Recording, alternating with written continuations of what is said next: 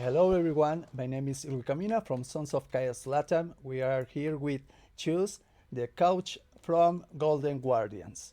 How are you today? Congratulations for winning. Thank you. Thank you. Rough game.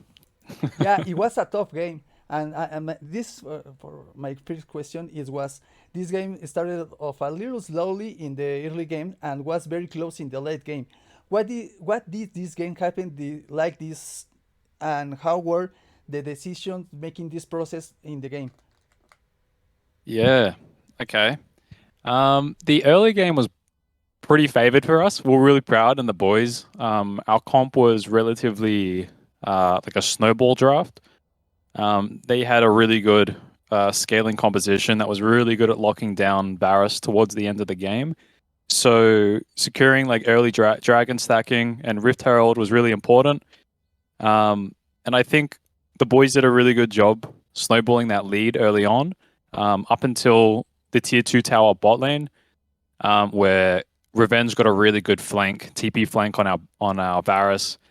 We burned Lantern for Sejuani, and as a result, we actually lost that fight. So after that, the game was getting we were getting a little nervous, but we were proud that they rounded it off well. Yeah. Great last team fights also in the Elder Dragon or the TP. It was I was screaming the go go go. It was so great. Yeah, yeah, And no. The TP at the end, River, uh, I think it was River. River was the one who was like really quick and sharp to tell Licorice to TP into the base and put pressure on them. So like he's just one of those really smart thinkers in the moment, you know. yeah, it's always great to see a backdoors, and also when the game is so tight like this. It was a great game for me watching. And my next question is: after a difficulty to start in this split, with addition of Gory to the team, how confident are you in the making into the playoff this split? Yeah, this with Gori,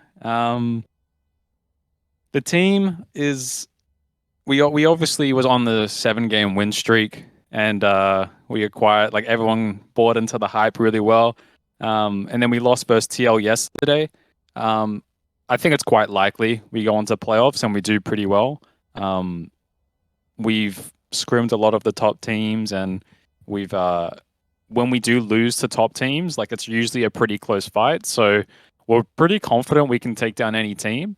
Um, it's just a matter of sending the boys in with good drafts and like good prep heading into the game. Yeah.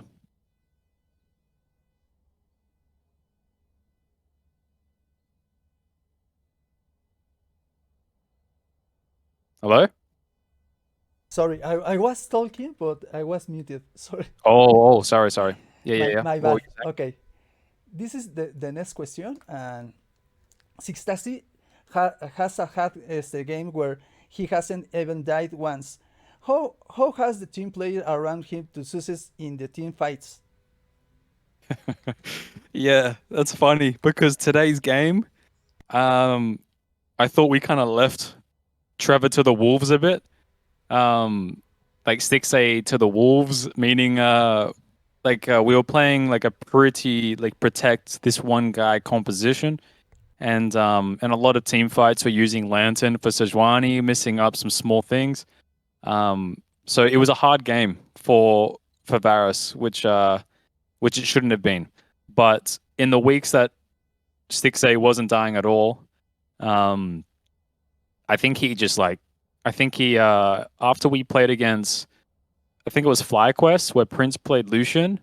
Um, Prince gave Stix A like a really good light bulb moment. Um, and Stix A essentially used that to like propel himself forward. And he went on. We went on the 7 game win streak where he barely died, and he was having yeah. It was kind of like a resurgence for him. So he's in very good form right now. Yeah, we're proud of him. And that's great. Also, in this game, he started the action in the mid late game and the minute I think the 17.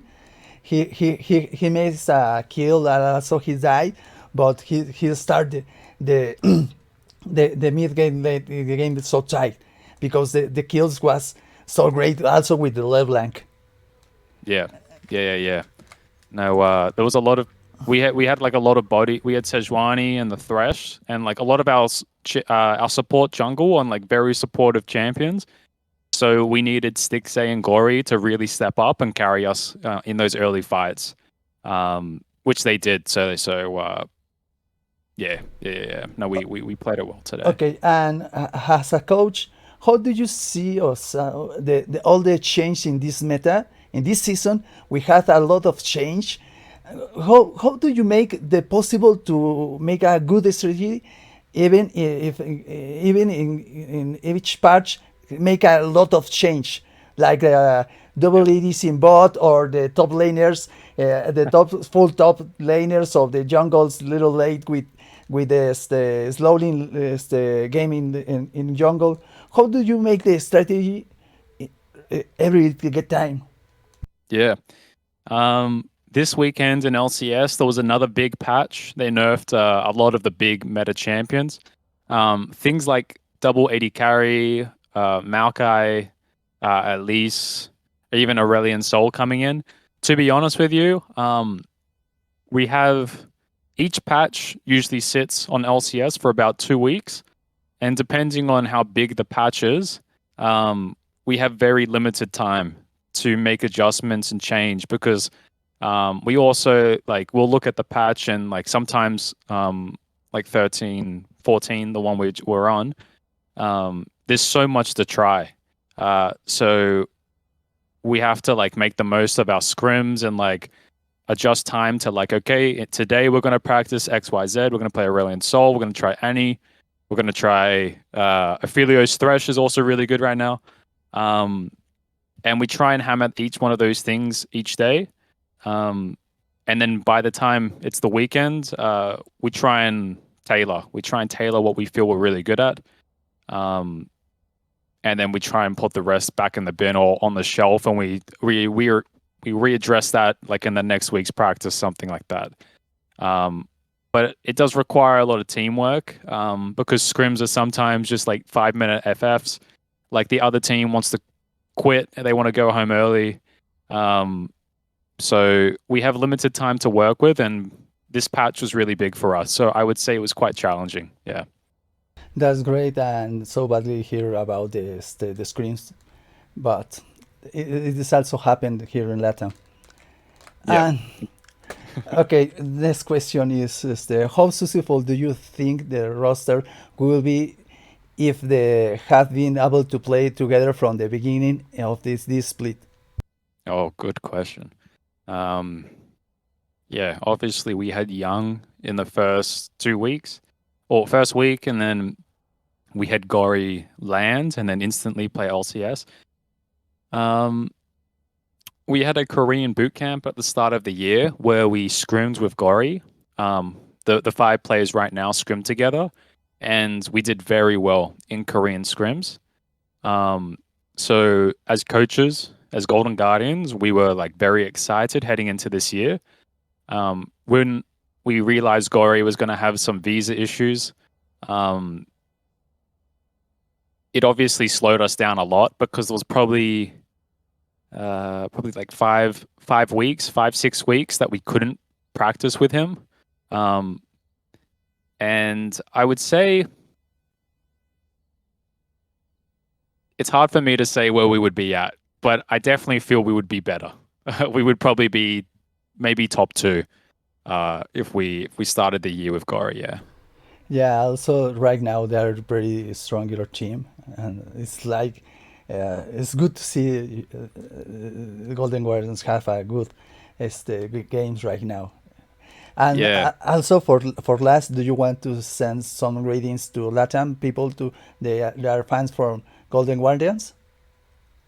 Could you repeat that question? For last, do you want to send some greetings or hello, something like that to the people Oh, of Latam? yeah. Yeah, I would just say this is a big year for Golden Guardian, so it's a good time to jump ship to change your course and join the Golden Guardians bandwagon, because our team's pretty good right now.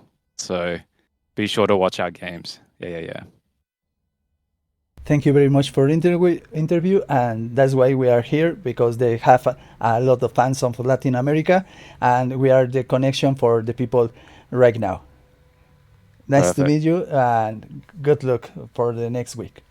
Thank you very much. Okay, there it is.